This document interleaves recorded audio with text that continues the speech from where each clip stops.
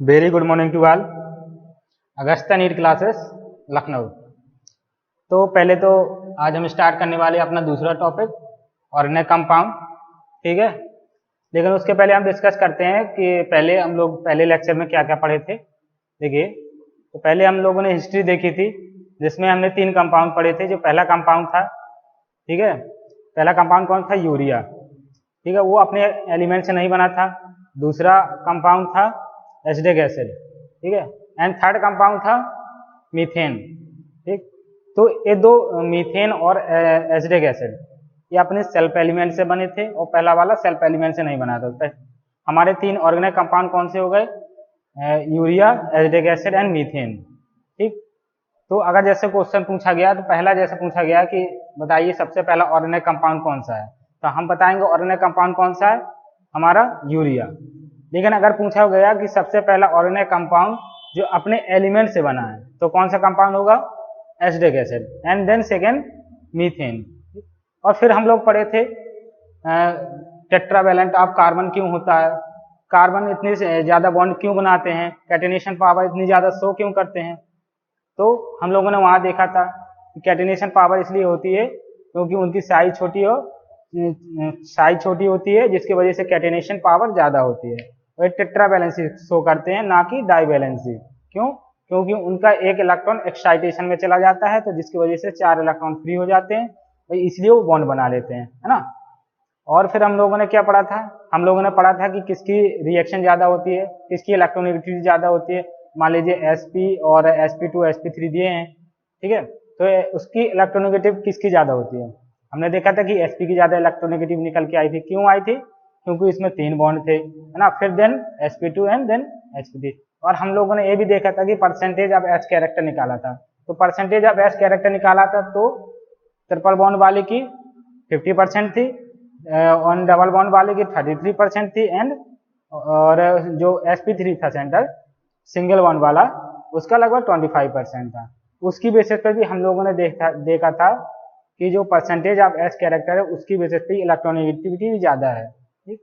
तो हम लोगों ने देखा था, फिर एक और देखा था कि मतलब जैसे क्वेश्चन किया था हम लोगों ने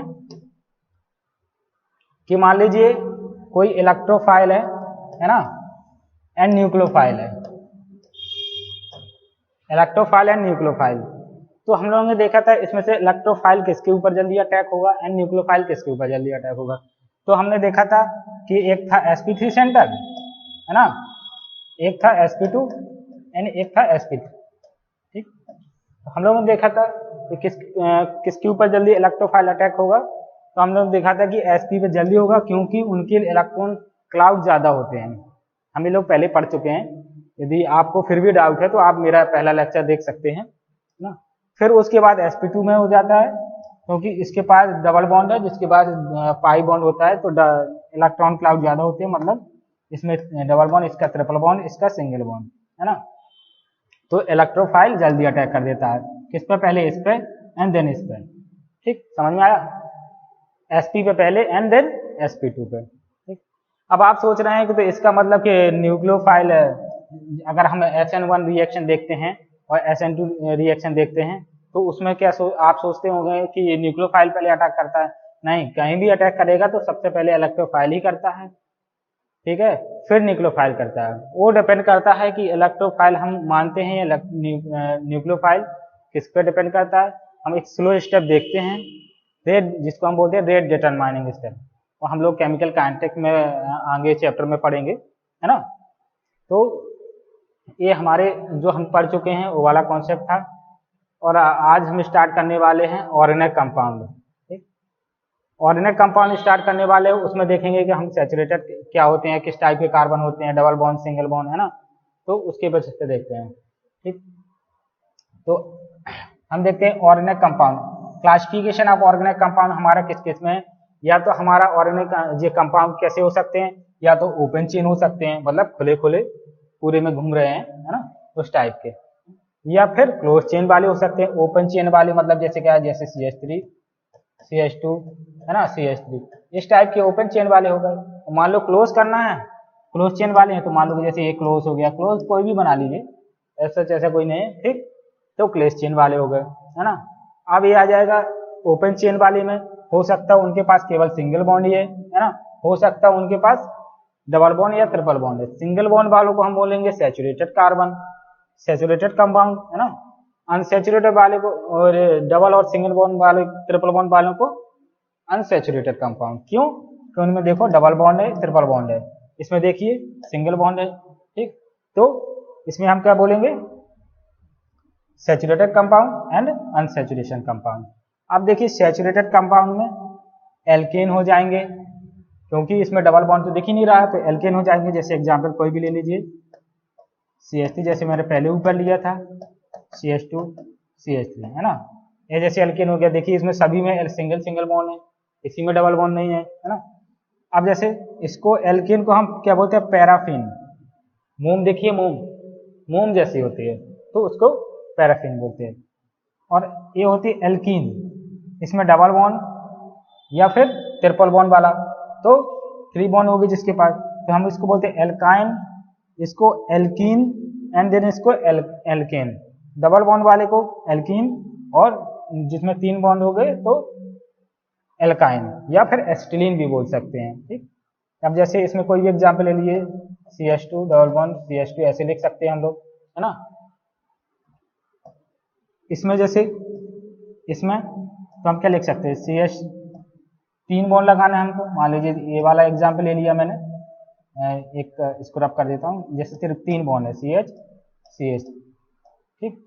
तो अब ये क्या हो गया, ये तो वैसे 3 वाला है, जैसे मान लीजिए 2 वाला ले लें, 2 कार्बन वाला, 3 कार्बन वाला है ऊपर वाला, तो ये वाला, तो इसको बोलते हैं हम एसिटिलीन। तो इसमें देखिए 3 बॉन्ड है, इसमें भी 3 बॉन्ड है, लेकिन एसिटिलीन किसको बोलते हैं, जो जिसमें द्रवण कार्बन होते हैं, ठीक। एंड अब आता है हमारा, मान लीजिए कि क्लोज चेन कंपाउंड हो, तो क्लोज चेन कंपाउंड। अब क्लोज चेन कंपाउंड में क्या हो सकता है, होमोसाइक्लिक हो सकते हैं। होमो वर्ड लिखा है यहाँ पे देखो, हेट्रोसाइक्लिक। होमो का मतलब होता है एक जैसे, वहां पे क्या होगा, कोई डिफरेंट चीज नहीं होगी। जिस चीज के बने होंगे, मान लीजिए कार्बन के बने हैं, तो कार्बन के ही सभी एलिमेंट होंगे। होमो का मतलब होता है सेम कंपाउंड के बने होंगे। एंड हेट्रो में क्या होगा, उसमें कुछ ना कुछ डिफरेंस एलिमेंट भी लगे होंगे। जैसे आप देखिए होमोसाइक्लिक में देखिए सभी सेम कार्बन के बने हैं। अगर हम इसका नाम देना चाहें तो क्या लिखेंगे, साइक्लोब्यूटेन लिखेंगे। अगर इसका नाम देना चाहेंगे तो साइक्लोप्रोपेन लिखेंगे, है ना। एंड अगर और हेट्रोसाइक्लिक वाली देख लीजिए, हेट्रोसाइक्लिक में देखिए ये वाली कंपाउंड, देखिए यहाँ पे ऑक्सीजन लगा है, यहाँ पे ऑक्सीजन NH, तो ये क्या हो जाएंगे, हेट्रोसाइक्लिक। साइक्लिक हैं लेकिन किस टाइप से हैं, हेट्रोसाइक्लिक। एंड अब देखते हैं हम इन लोग, अब होमोसाइक्लिक में हो सकता है एरोमेटिक भी हो, एलिसाइक्लिक कंपाउंड भी हो। तो एरोमेटिक में कौन आ जाएंगे, benzenoid and non benzenoid. Benzenoid का मतलब जैसे बेंजीन रिंग में जिसमें क्या होता वो क्या हो रहा हो, बेंजीन स्ट्रक्चर पूरा हो, है ना, और उसमें रेजोनेंस टाइप का भी हो रहा हो, है ना, तो हम उसको बोलते हैं बेंजोनाइड। देखो बेंजीन रिंग बनी है ना। और नॉन बेंजोनाइड मीन्स वो एरोमेटिक तो है लेकिन उसमें बेंजीन रिंग शो नहीं हो रही है। ये बेंजीन रिंग शो हो रही है, इसमें ए भी एरोमेटिक है, ये भी एरोमेटिक है, लेकिन उसमें बेंजीन रिंग नहीं शो रही हो रही, तो ये एरोमेटिक नॉन बेंजोनाइड हो जाएंगे। क्यों, इसमें बेंजीन रिंग नहीं है। अब जैसे हमारे हेट्रोसाइक्लिक कंपाउंड हो जाएंगे, तो एलिसाइक्लिक तो हम देख चुके हैं कि उसमें मतलब सेम कार्बन नहीं होंगे और डिफरेंट एलिमेंट आ जाएंगे। अब आ जाएंगे हम एरोमेटिसिटी वाले पे।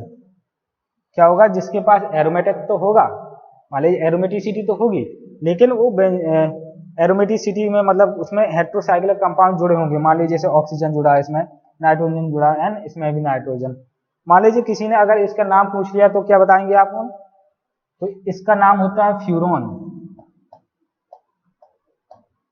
इसका नाम होता है फ्यूरॉन, जिसमें ऑक्सीजन वाला ग्रुप वाला है, ये वाला, इसका नाम है फ्यूरॉन, है ना। आप इसका नाम तो जानते ही होंगे, इसका नाम है पायरिडीन।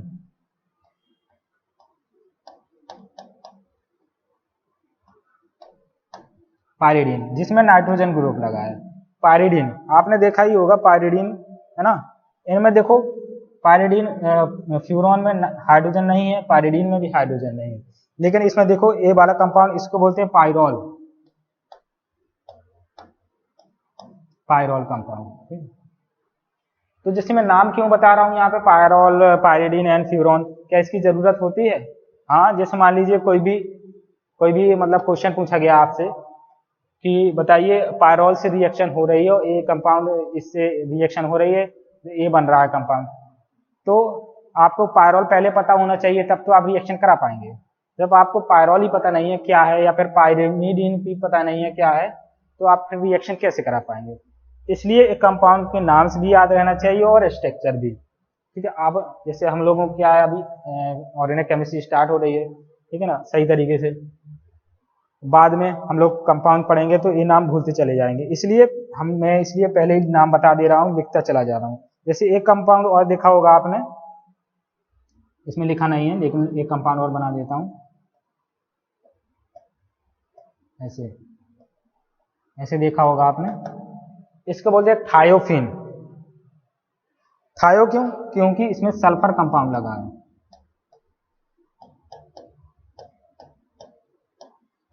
थायोफिन, ठीक, क्यों? इसमें सल्फर कंपाउंड लगा है, इसलिए हम इसको थायोफिन बोलते हैं।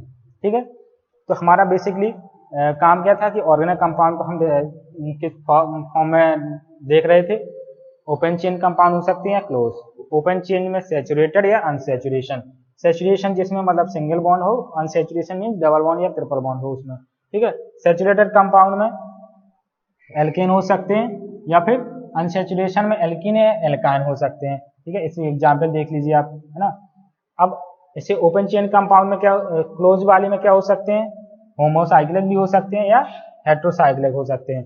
होमो मीन्स मतलब सेम कंपाउंड टाइप के होंगे, होमोसाइक्लिक में या तो एलिसाइक्लिक होंगे, इसमें मतलब सेम सभी कार्बन सेम होंगे, या और एरोमेटिक में क्या होंगे, या तो वो बेंजोनाइड होंगे या फिर नॉन बेंजोनाइड होंगे। बेंजोनाइड मीन्स जिसमें बेंजीन रिंग होगी, एंड नॉन बेंजोनाइड मीन्स जिसमें कोई बेंजीन रिंग नहीं होगी लेकिन वो रेजोनेंस टाइप के स्ट्रक्चर शो कर रहे होंगे, है ना। अब आता है हमारा हेट्रोसाइक्लिक। हेट्रोसाइक्लिक में एलिसाइक्लिक कंपाउंड, जिसमें क्या होता है कि हेट्रोसाइक्लिक मीन्स जिसमें कोई दूसरा कंपाउंड भी आ जाए, तो हेट्रोसाइक्लिक, जैसे ऑक्सीजन यहाँ पे नाइट्रोजन, तो हेट्रोसाइक्लिक वाले हो जाएंगे। एंड अब जैसे एरोमेटिक कंपाउंड लेकिन वो हेट्रोसाइक्लिक होंगे, तो ये जैसे एग्जाम्पल याद रखना, फ्यूरॉन, पायरॉल, फ्रिमिडीन एंड थायोफिन। ठीक, इस टाइप के एग्जाम्पल आ जाते हैं। ठीक, अब हम चल देते हैं अपने अगले टॉपिक पे। जैसे हम लोग पहले पढ़ चुके हैं, है ना, पहले पढ़ चुके हैं। मान लीजिए कि जैसे एग्जाम्पल दिया है एक, ठीक, ये एक एग्जाम्पल दिया है, तो जैसे मैं पूछूं कौन इसमें sp2 कौन sp3, आप बताइए, तो आप कैसे बताते हैं?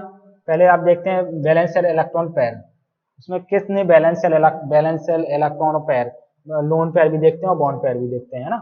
तो उसमें कितने बॉन्ड्स लोन पेयर हैं और कितने बॉन्ड्स हैं, आप टोटल काउंट करके उसका हाइब्रिडाइजेशन निकालते हैं। तो मान लीजिए इसका ऑक्सीजन का हाइब्रिडाइजेशन मैं पूछूं तो कैसे निकालेंगे? आपने देखा है यहाँ पे 2 लोन पेयर होंगे ऑक्सीजन के पास, तो और 2 बॉन्ड है 1 2, इसका कितना हाइब्रिडाइजेशन हो जाएगा? लोन पेयर को 1 2 3 4 है, 2 lone pair plus 2 bond pair, तो इसका कौन सा हो जाए? sp3 हाइब्रिडाइजेशन, है ना। इसे मैं पेन भी चेंज कर लूं। और मान लीजिए इसका पूछूं मैं, तो इस कार्बन का तो आप कैसे बताएंगे? 1 2 एंड एक सिग्मा एक पाई, पाई को काउंट नहीं किया जाता है, सिग्मा किया जाएगा, सिग्मा सिग्मा सिग्मा, है ना। तो इसका sp2 1 2 3, तो sp2। इसका देखें तो इसमें 2 पाई बॉन्ड होंगे लेकिन एक सिग्मा होगा, एक सिग्मा यहाँ, एक सिग्मा इसका ले लो, एक सिग्मा इसका, तो इसका हो जाएगा sp, है ना। अब इसका भी सेम sp, क्योंकि सिग्मा एक सिग्मा होगा, sp हो जाएगा। अब इसका काउंट करके देखिए तो इसमें sp2, एंड इसका भी देखिए तो इसमें sp2 एंड इसका sp3। तो इस टाइप से क्वेश्चन कभी कभी आते हैं, है ना, तो आप कर ले सकते हैं कि मतलब sp2 कौन है, sp3 कौन है, ठीक है ना। तो आपको ये क्लियर हो गया होगा शायद, ठीक है। तो अब हम अपना अगला क्वेश्चन लेते हैं। अब देखिए, when alcohol oxidize into aldehyde its hybridization change। मान लो ये वाला क्वेश्चन आ गया, है ना। अब क्या पूछा गया है? अल्कोहल ऑक्सीडाइज इनटू एल्डिहाइड, कोई भी अल्कोहल ऑक्सीडाइज हो रहा है ना यहाँ पे, तो बताइए कि उसका हाइब्रिडाइजेशन में क्या चेंज होगा, ये पूछा गया है। तो जैसे आपने यहाँ पे देख लीजिए ऑप्शन ए, ऑप्शन sp2 से sp3, sp से sp2, sp से sp2 एंड sp3 से sp2। तो आप कोई भी अल्कोहल बना लीजिए, मान लो जैसे यहाँ पे इथेनॉल बना है पहले से, है ना।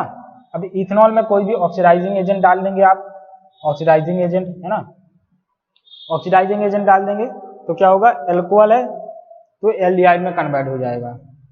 तो अब देखिए यहाँ पे इसकी क्या हाइब्रिडाइजेशन थी, इसमें क्या हाइब्रिडाइजेशन चेंज हो गई होगी। तो इसमें देख लीजिए आप, इसमें भी sp3, अगर इसकी भी देखें तो sp3 थी, इसकी देखें 1 2 2 हाइड्रोजन है, 4 बॉन्ड होंगे, 4 सिग्मा बॉन्ड होंगे, तो इसकी sp3, है ना। अब इसकी देख लीजिए, यहाँ पे क्या होगा, 1 2 सिग्मा बॉन्ड, है ना, एंड एक पाई एक सिग्मा होता है, तो इसका क्या हो जाएगा sp2। तो आप अपना ऑप्शन देख लीजिए, इस कार्बन पर देख लीजिए, या sp3 है, यहाँ से sp2 में कन्वर्ट हो गया है। तो आप अपना ऑप्शन चेक कर लीजिए कौन सा है। तो इसमें से मैं ऑप्शन देखूं तो हाँ, ये 4th हो गया, sp3 टू sp2, है ना। अब ये मान लीजिए जैसे मैं फिर से ऑक्सीडाइज कर दूं, अब और क्वेश्चन पूछ लूंगा आपसे, ऑक्सीजन ऑक्सीडाइज कर दूं मैं, तो जैसे मान लीजिए ऑक्सीडाइज करने में एल्कोहल को, अगर एल्डिहाइड को हम ऑक्सीडाइज करते हैं तो क्या होता है, एसिड बनता है, CH3COH, ठीक, एसिड बना। अब इसका भी हाइब्रिडाइजेशन देख लीजिए, जैसे मान लीजिए CH3 ऐसे लिख दूं मैं, C डबल बॉन्ड OH। अब इसका हाइब्रिडाइजेशन देखिए, क्या इसमें हाइब्रिडाइजेशन में कोई चेंज हुआ, नहीं हुआ, sp3 टू sp2, ठीक है। तो यहाँ पे क्या हुआ, ऑक्सीडेशन, यहाँ पे यहाँ पे जैसे मैं पेन चेंज कर लूं, यहाँ पे इस कार्बन का देखो sp2 तो है ही, यहाँ पे सिग्मा, यहाँ पे सिग्मा, यहाँ पे भी सिग्मा, ठीक है, यहाँ पे sp2, तो इसमें कोई हाइब्रिडाइजेशन में चेंज नहीं होगा। क्यों, तो हम लोग जैसे अपना स्ट्रक्चर बना के देख लेंगे तुरंत, और पता कर लेंगे कि अच्छा इससे इससे ये हो रहा है, तो इसका कौन सा हाइब्रिडाइजेशन होगा, है ना। तो आपका डाउट क्लियर हुआ ये वाला, बताइए। अब जैसे हम लोग पहले ही देख चुके हैं, है ना, पहले देख चुके कि sp और sp2 में एंड sp3 में परसेंटेज ऑफ s कैरेक्टर निकाल चुके हैं। परसेंटेज ऑफ s कैरेक्टर इन्होंने थोड़ा उल्टा कर दिया है ना। sp का है 50% एंड sp2 का है 33%, है ना, एंड sp3 का है 25%। मान लीजिए इसमें क्वेश्चन ही बना लूं, अभी बता दिया है मैंने डायरेक्ट। अब मैच द फॉलोइंग में जैसे आ जाए क्वेश्चन ना, जैसे मैच द फॉलोइंग में एक क्वेश्चन आ जाए, अब जैसे क्वेश्चन आया है ना, match the following,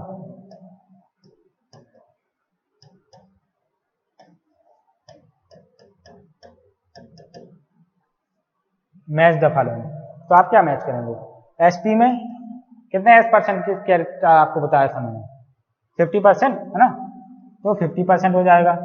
and sp2 में कितना कैरेक्टर बताया था, कैसे निकालना था, जैसे sp का निकालना है, जैसे 1/2 था इंटू 100, तो 50%। sp2 का जितना इसमें s कैरेक्टर है डिवाइड बाई हाइब्रिडाइजेशन, तो आ जाता है। तो जैसे sp2 का कैरेक्टर कितना था, sp2 का नहीं, इसका sp2 का 33% एंड sp3 का 25%, ऐसे आप कर सकते हैं, है ना। जैसे मैंने इलेक्ट्रोनेगेटिविटी पूछ ली, तो sp की पहले, देन sp2, देन sp3, तो परसेंटेज ऑफ s कैरेक्टर पे इलेक्ट्रोनेगेटिविटी डिपेंड करती है। जैसे इलेक्ट्रोनेगेटिविटी यहाँ लिखी गई है, sp sp2 देन sp3, है ना। मान लीजिए अब साइज पूछा गया, तो जिसकी ज्यादा इलेक्ट्रोनेगेटिविटी, गौर से सुनिएगा, जिसकी ज्यादा इलेक्ट्रोनेगेटिविटी उसकी साइज कम होगी। क्या, फिर से मैं बोल रहा हूं, जिसकी ज्यादा इलेक्ट्रोनेगेटिविटी उसकी साइज उतनी ही कम होगी, इलेक्ट्रोनेगेटिविटी ज्यादा साइज कम। इसका मतलब क्या है कि वो अगर इलेक्ट्रोनेगेटिविटी जो सॉरी जो भी एलिमेंट की इलेक्ट्रोनेगेटिविटी ज्यादा होगी उसकी साइज छोटी होगी। तो अब जैसे साइज हम डिस्क्राइब करना पड़े तो इसकी इलेक्ट्रोनेगेटिविटी ज्यादा तो साइज सबसे छोटी, इसकी फिर sp2 की आ जाएगी, फिर sp3 की।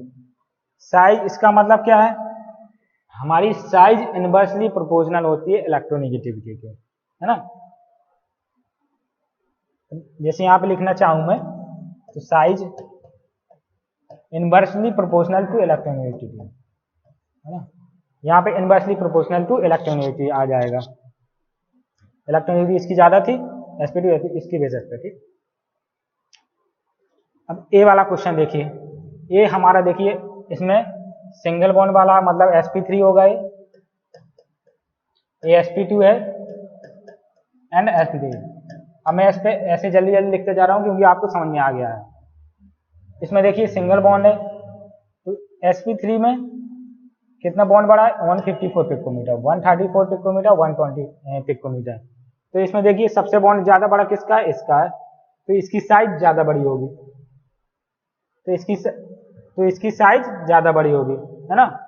फिर इसकी क्यों होगी, क्योंकि bond length inversely proportional to bond energy. और आप एक कोऑर्डिनेशन कंपाउंड और केमिकल बॉन्डिंग चैप्टर पढ़ेंगे तो उसमें आप देखेंगे बॉन्ड ऑर्डर, है ना। बॉन्ड ऑर्डर देखेंगे, bond order inversely proportional to bond length, लेकिन डायरेक्टली प्रोपोर्शनल दिख रहा है यहाँ पे बॉन्ड एनर्जी के। अब आपको थोड़ा यहाँ पे कम समझ में आ रहा होगा कि बॉन्ड एनर्जी क्या है, बॉन्ड एनर्जी। अब देख लीजिए आप, जैसे आपको मैं एक स्टिक दे दूं, है ना, एक स्टिक दे दूंगा, बोलूं कि इसको तो तोड़ के दिखाइए तो आराम से तोड़ देंगे, ठीक है। अब मैं उसको क्या करूं, वही स्टिक को पकड़ के छोटे छोटे में स्टिक में 2 में कन्वर्ट कर दूं, है ना। फिर क्या करूं, 3 में कन्वर्ट कर दूं, ठीक। तो इसका मान लीजिए सिंगल वाले का बॉन्ड ऑर्डर 1 है, इसका 2 है, इसका 3 है बॉन्ड ऑर्डर, है ना। अब मैं बोलूंगा इसको तोड़ के दिखाइए तो सबसे पहले कौन टूटेगी, पहली वाली, हो गया। सबसे पहले कौन टूटेगी, 1 नंबर वाली, देन 2 नंबर वाली, देन 3 नंबर वाली, ठीक है। तो इससे क्या पता चल रहा है कि इसकी स्ट्रेंथ बाद में कौन टूटेगा, इसकी स्ट्रेंथ बढ़ती चली गई, 3 वाली की स्ट्रेंथ ज्यादा हो गई, देन सेकंड वाली की, देन फर्स्ट वाली की। तो इसका मतलब इसका बॉन्ड ऑर्डर ज्यादा होगा तभी उसकी स्ट्रेंथ बढ़ी है। और हम लोगों ने क्या देखा था, बॉन्ड ऑर्डर तो ज्यादा था ही, और इसकी 3 बॉन्ड वाले की इलेक्ट्रोनेगेटिविटी भी ज्यादा थी, बॉन्ड ऑर्डर भी ज्यादा, इलेक्ट्रोनेगेटिविटी भी ज्यादा, जिसकी वजह से हम क्या बोल सकते हैं, bond energy directly proportional to bond order, ठीक है ना। तो इसका 3 बॉन्ड ऑर्डर, इसका 2, इसका 1, तो bond order directly proportional to electronegativity आ जाएगा। सेम वही दिया गया है यहाँ पे भी, यहाँ पे देखो हाइब्रिडाइजेशन दिखा दिया है, sp3 इसी का, एंड sp2 डबल, यहाँ पे डबल बॉन्ड नहीं, ठीक, यहाँ पे डबल बॉन्ड, तो इसमें यहाँ पे sp2, यहाँ पे sp2, ठीक।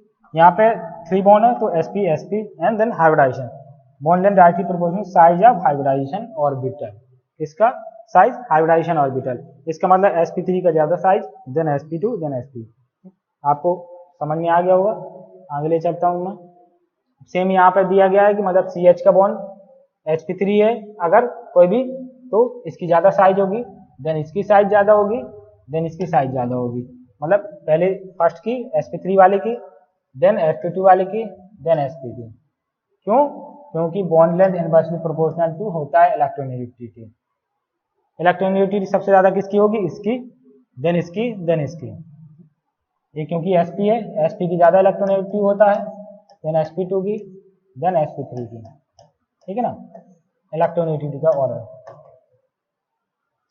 अब मान लीजिए जैसे आपने पीरियोडिक टेबल में देखा होगा, है ना, पीरियोडिक टेबल में 17 ग्रुप आप देखिएगा, ठीक, 17 ग्रुप देखिएगा तो उसमें क्या है, chlorine, chlorine, bromine and iodine दिया होगा, है ना। तो हम क्या देखते हैं कि इलेक्ट्रोनेगेटिविटी ऊपर से जाने पे क्या होती है, डिक्रीज होती है, दिख रहा, इलेक्ट्रोनेगेटिविटी क्या होती है, डिक्रीज होती है ऊपर से जाने पर, है ना। अगर इलेक्ट्रोनेगेटिविटी डिक्रीज हो रही है तो क्या होगा, जैसे कहीं भी हम बॉन्ड यहाँ पे ऊपर इलेक्ट्रोनेगेटिविटी, तो जैसे हम इलेक्ट्रोनेगेटिविटी डिक्रीज हो रही, कहीं पे भी बॉन्ड बनाएंगे मान लो, जैसे HF के साथ बॉन्ड बना है, HCl के साथ, HBr HI के साथ, है ना। तो इसकी इलेक्ट्रॉनिटी ज्यादा होगी तो क्या होगा, इलेक्ट्रॉन को ज्यादा अपनी तरफ खींच पाएगा। जब ज्यादा इलेक्ट्रॉन को खींच पाएगा तो हाइड्रोजन जल्दी से टूटेगा नहीं, हाँ, हाइड्रोजन टूटेगा नहीं और उसकी बॉन्ड लेंथ छोटी हो जाएगी, क्योंकि सबसे ज्यादा इलेक्ट्रॉनिटी किसकी होती है, फ्लोरीन की, फिर क्लोरीन की, देन ब्रोमीन की, देन आयोडीन की। अगर जैसे मैं यहाँ पे इलेक्ट्रॉनिटी का ऑर्डर बनाऊं, chlorine, chlorine, bromine and then iodine, ऐसे हो जाएगा, है ना। तो इसका बॉन्ड छोटा हो जाएगा, फिर क्लोरीन की होती है इलेक्ट्रॉनिटी, फिर ब्रोमीन की, फिर आयोडीन की। तो इसकी वजह से क्या होगा, साइज किसकी ज्यादा बड़ी होगी, HI की, फिर HBr की, फिर HCl HF की। तो बॉन्ड लेंथ किसकी ज्यादा, HI की ज्यादा होगी, इसलिए हम बोलेंगे कि bond length inversely proportional to electronegativity. हम और भी बेसिस पे देख सकते हैं, साइज की बेसिस पे देखिए, ऊपर से नीचे आने पर साइज बढ़ती है। एक टाइप से और भी देख सकते हैं कि बॉन्ड लेंथ इसकी बड़ी क्यों है, क्योंकि साइज ऊपर से नीचे बढ़ती है। मान लो कि जैसे साइज क्लोरीन का इतना था ना, क्लोरीन का इतना हुआ, ब्रोमीन का इतना हुआ एंड आयोडीन का इतना हुआ, है ना। अब आयोडीन का ले लो और हाइड्रोजन को ले लो, इतना होगा, है ना। अब इनका बॉन्ड बनेगा तो इतना लंबा बनेगा, है ना। और अगर कोई भी और एलिमेंट का ले लो, तो फ्लोरीन का ले लो, फ्लोरीन का ले लो जैसे, है ना, और हाइड्रोजन का ले लो, तो बॉन्ड इतना छोटा बनेगा। तो बॉन्ड लेंथ किसकी ज्यादा, आयोडीन वाले की, देन फ्लोरीन वाले की कम। तो इसके बेसिस पे भी हम देख सकते हैं, साइज के बेसिस पे। दूसरा है, अब ये वाला हमारा लगभग टॉपिक कंप्लीट हो चुका है। अब हम चलते हैं अपने दूसरे टॉपिक पर, जो मेन है क्या, nomenclature of organic compound. Nomenclature of organic compound. Nomenclature मतलब उसकी नेमिंग, कैसे नेम दिए गए होंगे। यहाँ पे देखो ट्राइबल सिस्टम लिखा है, drive system and IPC system, मतलब पहले ट्राइबल सिस्टम आया, drive system and then IPC system. मतलब उनके कंपाउंड को नाम देने की उन्होंने यहाँ पे सोचा, क्योंकि कंपाउंड ऐसे ही पड़े हुए थे, कुछ भी यहाँ वहाँ नाम दे रहे थे, है ना। तो उनके बेसिस पे नाम उनका पड़ गया। जैसे ट्राइब्स लोग हैं, ट्राइबल का मतलब जहां से उनको चीजें मिली। ट्राइबल का मतलब क्या है, ट्राइबल सिस्टम में जहां से उनको चीज मिली, मान लो कहीं भी उनके एरिया में, है ना, यहाँ पे कहीं भी उन्होंने जहां से मिला उसकी बेसिस पे उन्होंने उनका नाम दे दिया।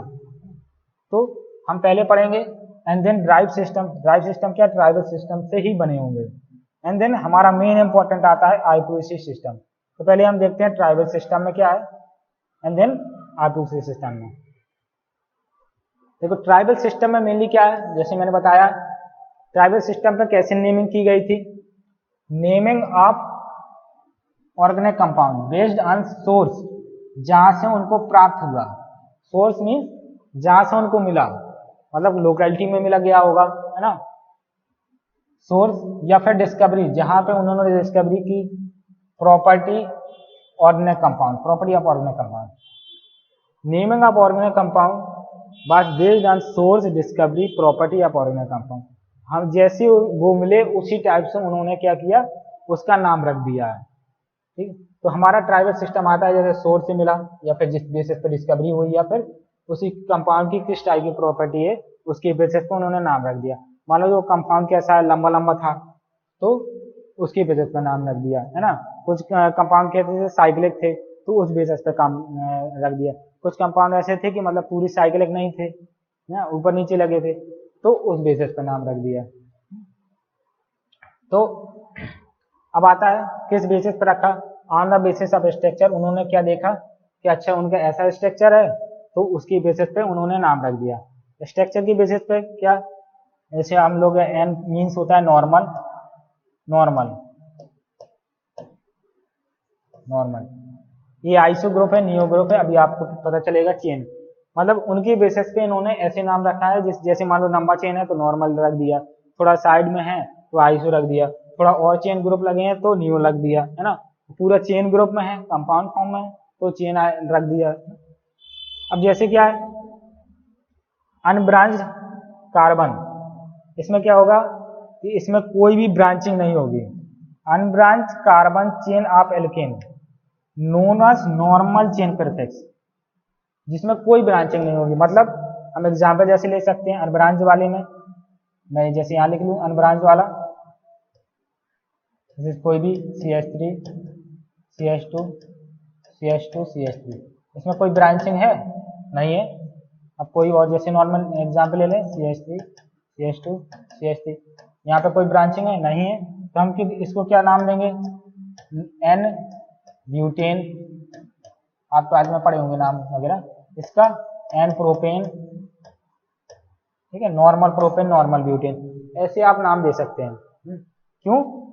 क्योंकि अनब्रांच्ड है, एन एल्केन है पूरा, इसमें नॉर्मल चेन है, प्रीफिक्स एन इज, हम उसमें कौन सा प्रीफिक्स यूज करेंगे, एन, एन मीन्स नॉर्मल। अब आते हैं दूसरे compound, if CH3 group attached, अगर CH3 ग्रुप अटैच हमारा सेकेंड लास्ट, देखिए यहाँ पे क्या लिखा है, सेकेंड लास्ट कार्बन, ना कि फर्स्ट लास्ट में नहीं लिखा, फर्स्ट में नहीं लिखा है ना सेकेंड में लिखा है, किसमें, second last. CH3 group attach to second last carbon आप change the prefix iso use, कौन सा ग्रुप हम यूज करेंगे, नाम आइसो ग्रुप। कैसे, जैसे मैं आइसो वाले कंपाउंड यहाँ लिख लूं, जैसे कोई भी CH3 ग्रुप है ना, CH, यहाँ पे CH3 ग्रुप लगा दूं, H एंड CH2 CH3, इस टाइप के कोई भी कंपाउंड लिख लूं, है ना। तो एक इस टाइप का है ग्रुप है, यहाँ पे ऐसे ग्रुप देख लीजिए, ये वाला ग्रुप, क्या ये सेकेंड का उस पे है, हाँ, तो ये आइसो कंपाउंड हो जाएगा, आइसो कंपाउंड हो जाएगा। हम आइसो कंपाउंड मेनली बेसिस जब बोलते हैं जब कहीं भी ऐसा ग्रुप आ जाएगा, CH3 एंड CH3, इस टाइप का ग्रुप होगा हमारा, तो हम उसको आइसो कंपाउंड बोलते हैं। अब जैसे कोई भी आइसो कंपाउंड हो गया, if 2 CH3 group attach to second last carbon, यहाँ पे देखो एक CH3 ग्रुप था, यहाँ पे 2 CH3 ग्रुप आ जाएंगे, attach to second last carbon, then prefix neo use, कौन सा नियो, देखिए अगर CH3 ग्रुप लास्ट कार्बन पे है, सेकेंड लास्ट कार्बन पे एक ही ग्रुप है, कितने, एक ही ग्रुप, तो हम आइसो बोलेंगे। लेकिन अगर सेकेंड लास्ट कार्बन पे दो ग्रुप होंगे तो क्या बोलेंगे, नियो ग्रुप बोलेंगे। जैसे नियो का कोई भी एग्जाम्पल ले लें हम लोग, तो CH3 हो जाए, जैसे यहाँ पे तो हमने एक ही जोड़ दिया था, है ना, यहाँ पे आइसो ग्रुप है, जुड़ा कुछ नहीं, आइसो है।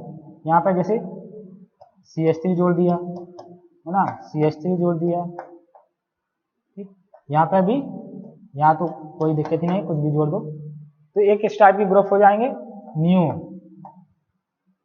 जैसे इसका अगर नाम लिखना चाहे तो नियो पेंटेन लिख सकता है कोई भी, अगर जैसे इसका नाम लिखना चाहे तो क्या लिख सकते हैं, इसका नाम बताइए, कोई बताइए, इसका नाम लिखना चाहे तो क्या लिखेंगे, इसका नाम, अब IUPAC नाम नहीं लिखना है, ट्राइबल सिस्टम लिखना है, तो IUPAC नाम क्या हो जाएगा, आइसो, कितने कार्बन है, 1 2 3 4 5, टोटल कार्बन काउंट करना है, और आइसो ग्रुप लगा है तो हम लिख देंगे आइसो पेंटेन, दिख रहा, क्या लिख देंगे, आइसो पेंटेन,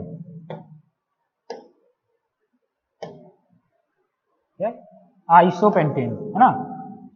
अब ये वाला ग्रुप देखिए, इसका भी नाम बताइए मुझे, इसमें कितने कार्बन है, 1 2 3 4 5, और कंपाउंड कौन सा है, नियो, इसमें क्या लिख देंगे हम, कितने कार्बन है, 5, तो नियो पेंटेन,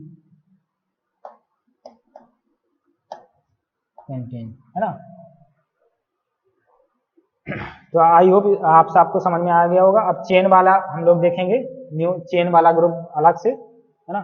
इसमें अनब्रांच्ड वाले में कोई भी ब्रांचिंग नहीं है, और मतलब पूरा लंबी चेन में है, तो नॉर्मल को जैसे 4 कार्बन का तो normal butane, and then 3 carbon का नॉर्मल प्रोपेन, है ना। अगर सेकेंड लास्ट पे CH3 ग्रुप है तो हम क्या बोलेंगे, आइसो ग्रुप, आइसो ग्रुप के जैसे एग्जाम्पल ये दिए गए हैं, है ना। और अगर हम सेकेंड लास्ट कार्बन पे 2 CH3 ग्रुप है तो हम बोलेंगे नियो, जैसे इसमें एग्जाम्पल जैसे नियो पेंटेन है, और भी एग्जाम्पल ले सकते हैं आप।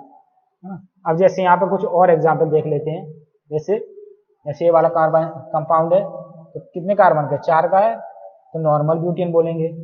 जैसे यहाँ पे भी सेम है, सेम कंपाउंड दिया गया है, तो नॉर्मल ब्यूटेन। यहाँ पे भी 4 कार्बन का है, तो नॉर्मल ब्यूटेन देख सकते हैं।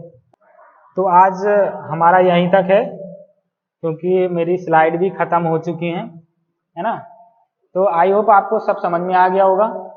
तो आप पढ़ते रहिएगा, है ना, और वीडियो देखते रहिए। जो डाउट हो आप तो कमेंट करके पूछ सकते हैं, मैं आपका कमेंट का आंसर जरूर करूँगा। अगर वीडियो पसंद आए तो शेयर एंड सब्सक्राइब कीजिएगा। Thank you.